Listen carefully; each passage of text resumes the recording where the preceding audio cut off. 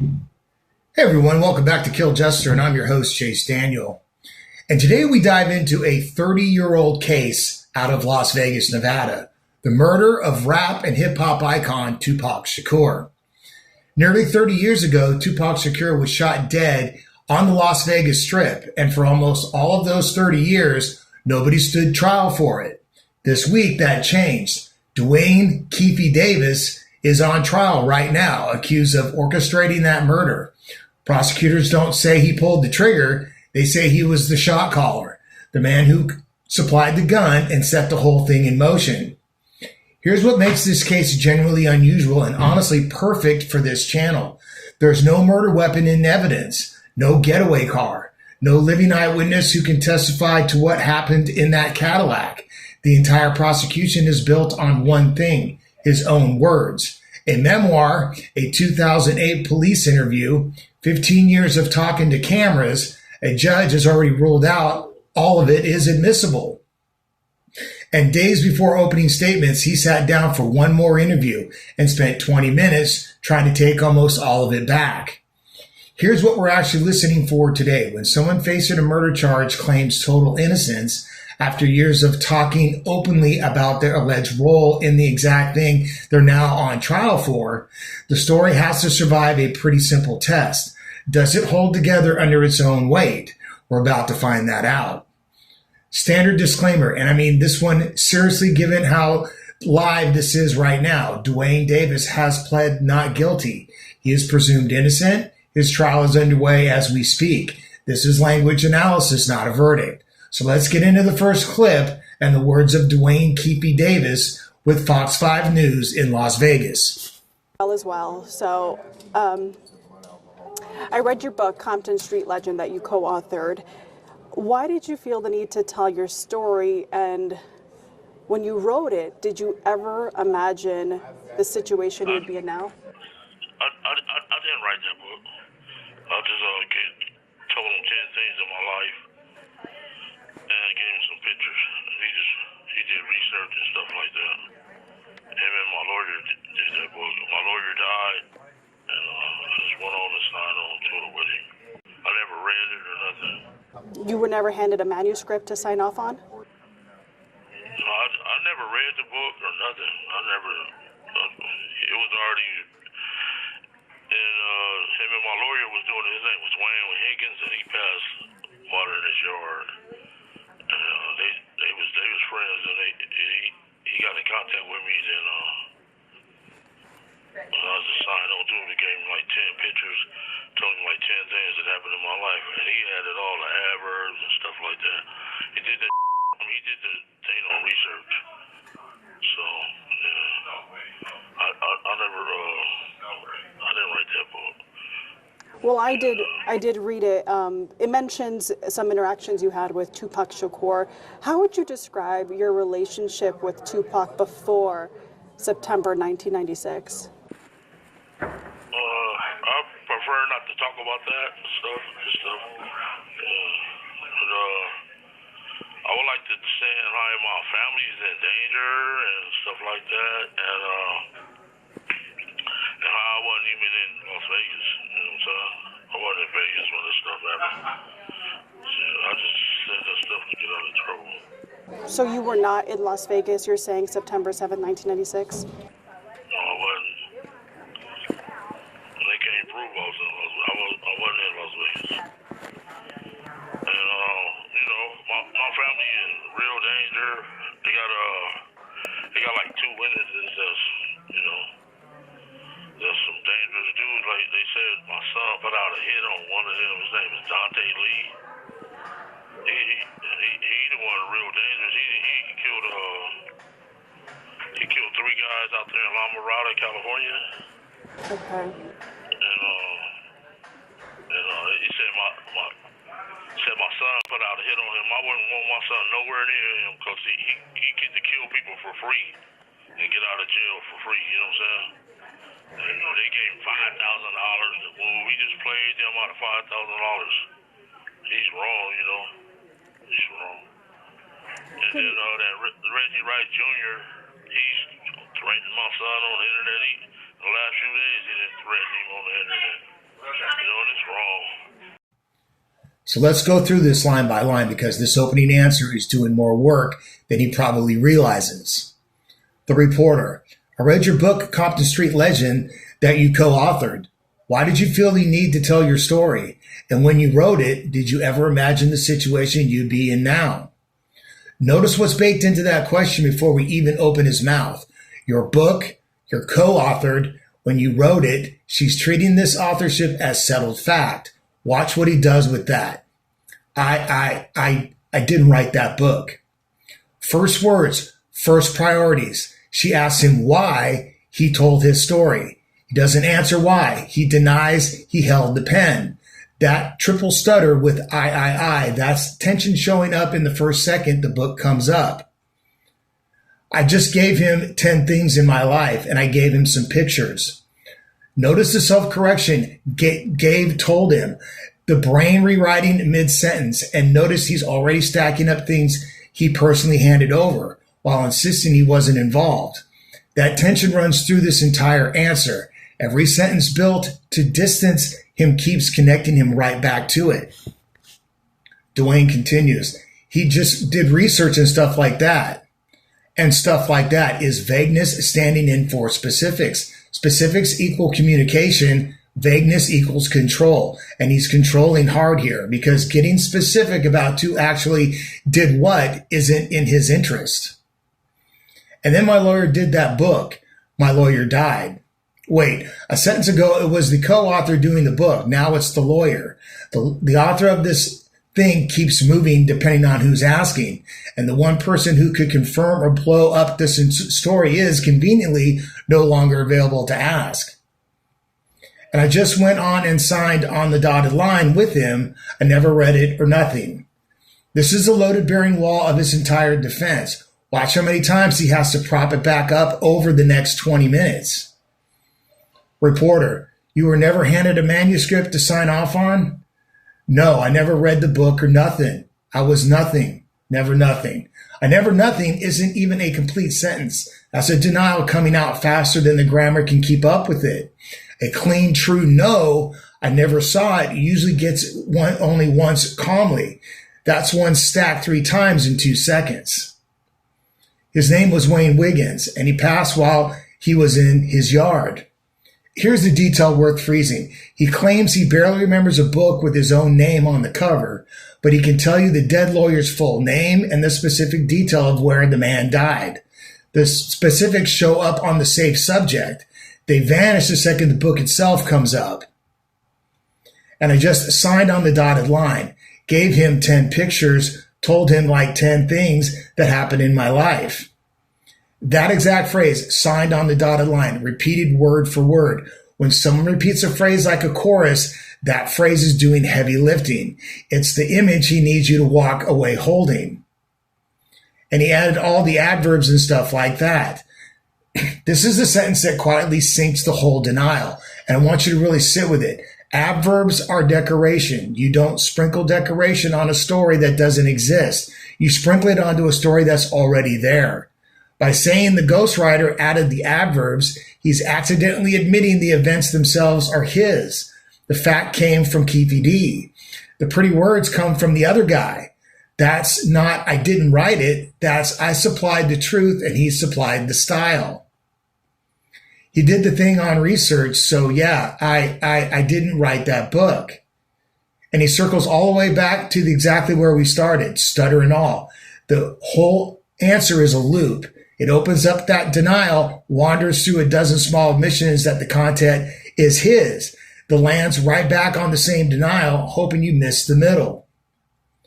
And the interview keeps moving. How would you describe your relationship with Tupac after September 1996? I prefer not to talk about that. A flat refusal on a completely ordinary question about a friendship. Compare that to how much he's about to volunteer, completely unprompted, one breath later. And I would like to say, hi, family is in danger and stuff like that. And how I wasn't even in Las Vegas. I wasn't in Vegas when this stuff happened. I just said that stuff to get out of trouble.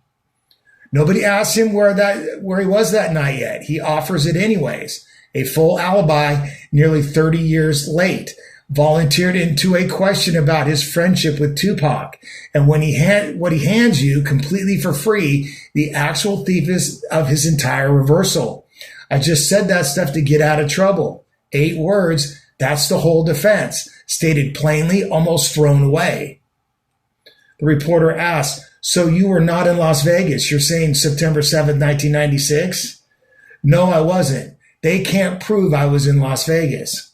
Notice the shape of that sentence, not I wasn't there, but they can't prove I was there. That's a legal standard, not a factual claim. Those are 2 very different sentences wearing the same coat. And my family is in real danger. They got 2 witnesses and stuff, some dangerous dudes.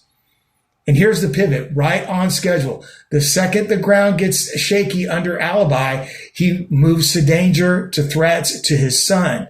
This is going to be a pattern all interview whenever the pressure lands on the actual night. He relocates to being the victim instead. They said my son put out a hit on him. I wouldn't want my son nowhere near him because he gets to kill people for free and get out of jail for free. They gave him $5,000. We just played them out of $5,000. And then Reggie White Jr., he's threatened my son on the internet the last few days. He has threatened him on the internet. He knows that's wrong. It's wrong. And that closes a clip of someone else's wrongdoing. Not a single word here addresses what actually happened that September night. The entire back half of this answer is about people threatening him now, not about what he did then. I do want to mention, you had said that you were not in Vegas the night that Tupac died when there was the Mike Tyson fight. Again, I read this book, every single page. You included a picture of your sister and yourself at the fight. That wasn't no fight. Why would I wear an overcoat in September? That's what, I had no fight. Why would I wear an overcoat and a hat? I had a suit on and an overcoat. That was a New Year's party. That was a New Year's party. So it says over here, me and my sister at the fight. I didn't author that book. That dude just put that stuff in there. He ain't had no fight. September the 7th, it'll be 115 degrees. What I want to wear a suit with an overcoat on and a hat. Don't make sense. So go back and look at the degrees that September. You think I'll wear that in September 7th? Come on now. A suit with an overcoat on and a hat. That was at a New Year's Eve party. You see where Orlando, he got the same floor. Yep. He had on a Dan Marino jacket. Dan Marino shirt that night in September, didn't he? You're saying that raise it up again. Raise it up again. Show me again. Do that look like a Dan Marino shirt? Come on now. Think about it. He can change that quick. He can change up that quick. Why was this picture included in the book soon after your description? I did not write that book. A ghostwriter wrote that. He just put that on there. And he never ran anything by you? You think I would wear a suit? A two-piece suit with an overcoat on? Come on now. Cashmere overcoat. Well, Orlando can change his clothes that quick. I've watched some of your other interviews. You came out with a few. There was a Vlad TV interview as well. They paid me money to say that stuff. You were publicizing the book. Were you publicizing it knowing that you didn't write it? I was just trying to make my family some money. That's all it is. But you get where I'm coming from? Why would I wear a suit with an overcoat on and a hat September the 7th? Come on now. Think about it. Orlando can change clothes that quick. He can change clothes that quick. Honestly. You think he's a magic man? He got the clothes in the lobby. He can change up clothes that quick. Orlando was a kid, and that picture was 2 years later. That was on a New Year's Eve party. I did not write the book. That's going to show you that I didn't write the book. Why would I have on a suit then? So, clip 2, the reporter asked, you said you were in Las Vegas the night Tupac died, at the Mike Tyson fight. I read your book, every single page. You included a picture of your sister and yourself at the fight. I wasn't at no fight. Why would I wear an overcoat in September? I had a suit on and an overcoat. That was a New Year's party. Watch closely what he's actually disputing here. Not, that's not me in the photo. Not, I wasn't there. He's arguing the caption is wrong, which means he's conceded it's him in the picture. He's litigating a wardrobe choice to avoid litigating a murder. Reporter, so it says right here, me and my sister at the fight. I didn't author that book. The dude that just put that stuff in there. September the 7th, it'll be 115 degrees out. Why would I wear a suit with an overcoat and a hat? Don't make sense. Here's the actual logic problem worth flagging plainly. He's using weather to argue against a caption in a book he claims he never read.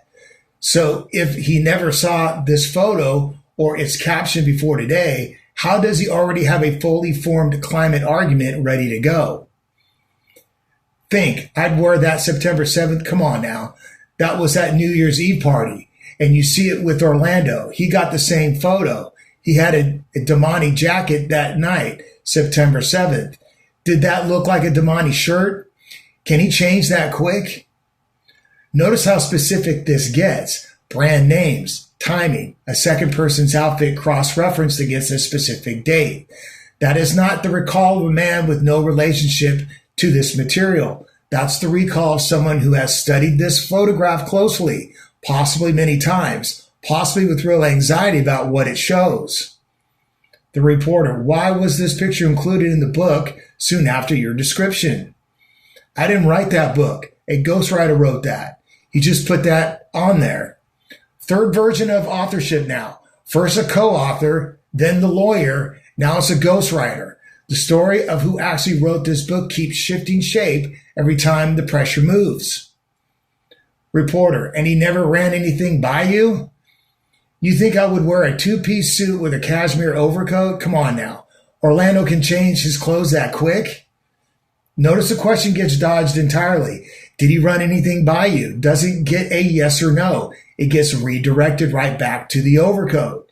For what now the fourth time in this single clip? The reporter, I watched some of your other interviews. There was a Vlad TV interview as well. Vlad TV, they paid me money to say that stuff. They paid me money to say that stuff. Said twice, back to back, not, it's not true, not, I never said that. An admission that he said it, paired immediately with an explanation of why. Notice that pattern, explaining why you said something concedes that you said it. Reporter, were you publicizing the book knowing that you didn't write it? I was just trying to make my family some money. That's all it is. This is admission number 2 in this clip alone, that money was the motive for talking. Add it to the pile, the book, Vlad TV, and later in this interview, the 2008 police statement. That's 3 separate financial or self-preservation motives for saying things he now claims aren't true. A jury is going to notice that a motive to lie for money runs in exactly the same direction as a motive to lie to stay out of prison. And the clip closes with him circling back to the overcoat one final time. Why would I wear a suit with an overcoat on September 7th? Before landing, again, on, I did not write the book. That's going to show I didn't write the book. Same conclusion he opened the whole interview with. He hasn't moved an inch. He's just walked in a very long, very specific circle to get back there. You weren't there that night. How did you know the details to write about in this book? I did not write that or book. where did these vivid details you come? asked me one more time about on the end of the interview, I swear. Okay. You asked me one more time. We're not here to talk about that book. I'm here to tell you how my family's life is in danger. I'm here to tell you about there's a bunch of lies going on. I'm not here to talk about that book. And it's like a gag order on that type of stuff anyway. You know what I'm saying? So. A lot of the stuff that's been a judge ruled that the 2008 police interview can be used against you. I noticed in court you were very upset when that judge denied your defense's motion. What was your reaction? What was going through your head a couple of weeks ago in court? What was going through my head? Yeah. She acted like she was there. She wasn't there. She acted like she was there. She was in junior high school or something. She wasn't there. She was in like high school. You know? Do you regret giving that 2008 interview? What's that? Do you regret giving that 2008 interview to police? You know, to me, I'd save 48 people from being federated. They was going to give her like 700, 800 years. And my lawyer gave me a script to read. He said, this is the only way you're going home. And I just came back and read the script. And he told me, we practiced that stuff before they even came to his office. And she said, the judge said that was at a federal building. That wasn't at no federal building. That was at the lawyer's office. They act like they know everything. They don't know nothing. They wasn't there. And you didn't know. There. The judge wasn't there. The DA wasn't there. They act like they know everything. They wasn't there. It was at a lawyer's office. That was at a federal building, so that's covered. No, it wasn't at no federal building. It was at my lawyer's office. And you didn't know that interview was going to be recorded? Not at all. They don't record. They do not record. It's the 302, and that dude did that just to make money. My lawyer, they gave me 2 months to come back with my decision. It was going to take 40-some people to jail. And he said, this is the only way you're going home. He gave me a script to read, and I just came and read that script. So that's what happened. And then she said it was at a federal building. That's why it's covered, baby. It wasn't at no federal building. It was at my lawyer's office. She acted like she was there. She wasn't there. Giacomo wasn't there. You know what I'm saying? And another thing, this place is Jim Crow. They don't have no black people that work at the DA's office. Vegas is a monopoly of people. You got blacks, Hispanics, whites. They got Mormons. They got Filipino. The DA office consists of that type of atmosphere. It should be, but it's all whites. There's no, and they using what's the name? That Indian man that's blackface. They're using him as blackface. You know what I'm saying? It should be a makeup of the people that the community is, but it's all white people. You know what I'm saying? This stuff out here is Jim Crow, and it's crazy.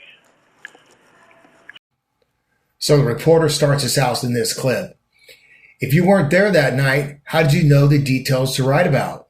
Stop everything. This is the single most important question in the entire interview, and it's the one his whole story cannot survive. He didn't write it. He wasn't there. He only gave 10 things. So where exactly did a play-by-play of a murder come from? I did not write that. Where did the details come from? You asked one more time about the interview. I swear we're not going to talk about the book. I'm here to tell you my life is in danger.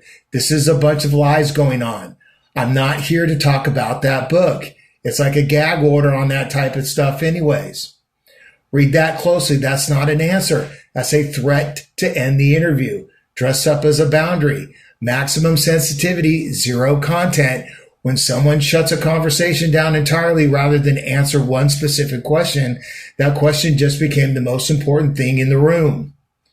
The reporter asked, a judge ruled the 2008 police interview can be used against you. I noticed in court you were very upset when the judge denied your defense's motion. What was your reaction?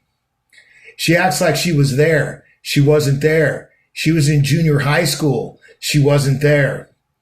Notice the deflection. The judge's ruling gets attacked on the basis that she wasn't a witness, which is a strange standard to hold the judge to, which judges are never witnesses to the crimes they rule on. That's not actually a legal argument. It's frustration dressed as one. The reporter, did you regret giving that 2008 interview to police? No, I saved 48 people from being federated. They were going to get 700, 800 years. Notice the scale of this claim. Offered instantly and without hesitation. 48 people, 700 to 800 years. Big, round, dramatic numbers delivered with total confidence about a specific interview he's about to explain away as scripted and meaningless. My lawyer gave me a script to read. He said, "This is the only way you're going home." So I came back and read the script. We practiced that stuff before they even came to the office. Sit with that he's asking you to believe here. When he can flawlessly recite a scripted false confession to federal agents under pressure, on the record, but generally cannot recall a single detail of a book that has his own name printed on the front cover. Pick one lane, Duane. You don't get to have a photographic memory for the lie and total amnesia for the book. The judge said I was at a federal building. That wasn't no federal building. That was at the lawyer's office. They act like they know everything. They don't know nothing. They wasn't there. The reporter asked, "What did you didn't know about that interview was going to be recorded?" Not at all. They do not record us at a 302. That dude did that just to make money. They gave me a script to read and a code word. And I just came and read that script. That's what happened. A code word, a rehearsed script. And once again, that dude did that just to make money. The fourth time money shows up in this interview as the explanation for why someone else's account of events can't be trusted. And then, right on schedule, the moment the script story wraps up, watch where he goes next. And another thing, this place is Jim Crow. They don't have no black people that work at the DA's office. It should be a makeup of what the community is, but it's all white people. They're using that Indian man as a blackface. This stuff out here is Jim Crow and it's crazy. That's the third safe harbor deploy, right on cue. The instant the pressure around the 2008 interview lifts, family in danger, the overcoat, and now systematic grievance. Notice how reliably he retreats to one of these three the second a question gets close to the actual center of the case. When I wear a overcoat with a suit in September in Las Vegas. So your trial starts Monday here in Las Vegas, just miles away from where Tupac was shot. What do you want the jury to know about you before they walk into that courtroom? That I didn't do it and I'm an innocent man. And my nephew didn't do it either. He was at the hospital when they pulled up. My nephew was at the hospital when they pulled up. He didn't do it. They gave me a script to read in order to go home. My lawyer said, "This is the only way you're going home." And when they came in that building that morning, I had been there an hour there rehearsing what to say to go home. They said, "They don't want you, they want Buff Daddy." So he gave me a script to read, and he gave me a code word to say to them when they came in. And I said the code word, letting them know that I was down with it. And they already were pre-planning this stuff because they had his murder book there, Tupac's murder book there. All was framed and set up. Puffy's name is mentioned a lot. They let a guy kill 3 people at a La Mirada mall. I mean, at a Starbucks. Put him in the trunk. Then he came and brought drugs for me. You know what I'm saying? They let him go. His name Devontae Lee. They let him go. You know what I'm saying? 3 people. Well, we only have a few minutes He left. buy drugs from me. He's supposed to be one of their star witnesses. And it's wrong. Mr. Davis, Puffy's name is brought up a lot through the book. Can you talk to me about the relationship between Puffy and Tupac back in the day? I don't really know. I wasn't there. You know?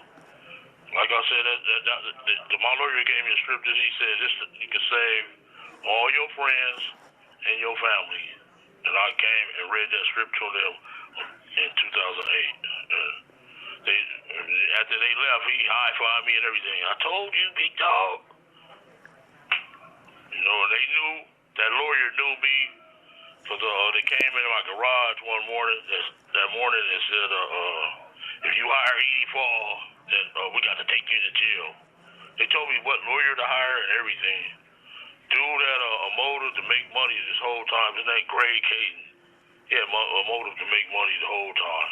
Did that really anger you when you found out that the recording you gave has been released and Detective Kading has been broadcasting about it? Yeah. He put my life in danger, put my whole family's life in danger. And they came and asked me, do I want to be in a witness protection program? I'm like, no, you know. They like, protect your family at all causes. After this is all over, how would you want to be remembered? As a good man and a good father. And, you know, and it's wrong, you know what I'm saying? They got an innocent man in jail. All they had to do was just put a lie detector on me, and I would have passed with flying colors. I ain't killed nobody. My nephew ain't killed nobody. They had a script already ready, you know what I'm saying? And that guy, he's the worstest person on earth. So go around, kill people. The guy, Devontae Lee, he can go around, kill people. You know what I'm saying? Then they said my son put a hit out on him and $5,000. My son can't put a hit out on the goldfish. And it's wrong. They gave him $5,000 to move. My son ain't going near nobody that's going to kill somebody and get away with it for free. If you're saying that you didn't do it, Orlando didn't do it, who did it? To me, I think Reggie Wright did it because he on all them lies, he get on the internet and just go crazy every day. What? I set Keffe D up. I set him up. Stuff like that. Then he told my son threatened his life. And he said, yo, daddy know how my trigger finger is? Come on, that's why he's suffering from COVID right now. He came and wiped his butt. You know what I'm saying? He came and feed himself. That's why he's suffering from COVID right now. I survived cancer. If I was a bad person, the Lord would have took me out. You know what I'm saying? The Lord would have took me out.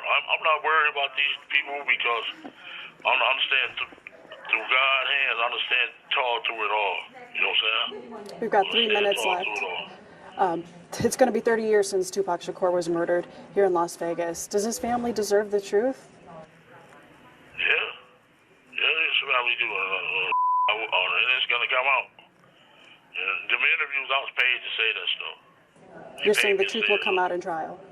Yeah. Not trial. It's going to come out once if I lose, I'm going to send my stuff to a bigger court. So you plan on fighting this till the very, very end? To the very, very end. And I feel I'm going to win because they don't have no evidence. They don't came. I wasn't even in Las Vegas. And the reporter starts us out in the last clip. Your trial starts Monday. What do you want the jury to know about you before you walk into that courtroom? That I didn't do it and I'm an innocent man. And my nephew didn't do it either. He was at the hospital when they pulled up. He didn't do it. Stop here because this is a genuine reversal, not just a soft walk back.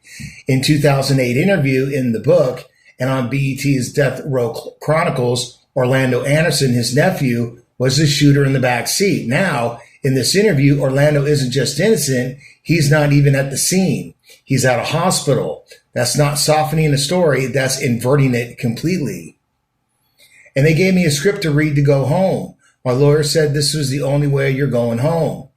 I've been there an hour rehearsing what to say. They gave me a code word to say when they came in, letting them know I was down with it. They had already pre-planned this. They had Tupac's murder book right there. I was framed and set up. Same script story told a second time in this interview with new details layered on. Now there's an hour of rehearsal, and the book was supposedly sitting in the room, pre-planned before he said a word. Reporter, after this is all over, how would you want to be remembered? As a good man and a good father.